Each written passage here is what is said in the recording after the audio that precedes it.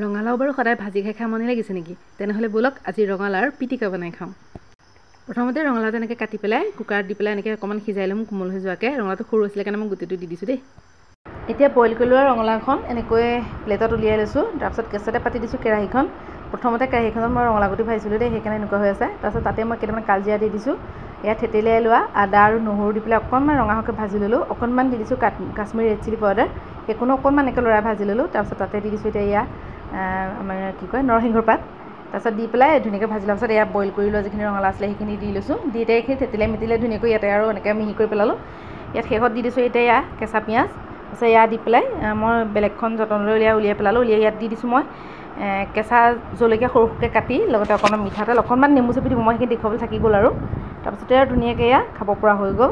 এতিয়া ইমানেই ধুনীয়া লাগে এনেকৈ খাই। ৰঙালাও ভাজি খাই খাই মন লাগিলে এনেকৈ পিটিকাৰ নিচিনাকৈ বনাই খাই দিবচোন, বহুত বেছি টেষ্টি লাগে খাই। আৰু থাকিলে আপোনালোকে ইয়াতে মান ধনিয়া পাত নহ'লে ধনিয়া পাত কেইটামান দি পেলাই ছাৰ্ভ কৰিব পাৰে, তেতিয়া আৰু ভাল লাগে। এই পিটিকাখন আপোনালোকে ভাতৰ লগত, ৰুটিৰ লগত, পৰঠাৰ লগত, যিকোনো বস্তুৰ লগতে খাই চাব পাৰে। যদি খোৱা নাই এবাৰ ট্ৰাই কৰি চাবচোন দেই।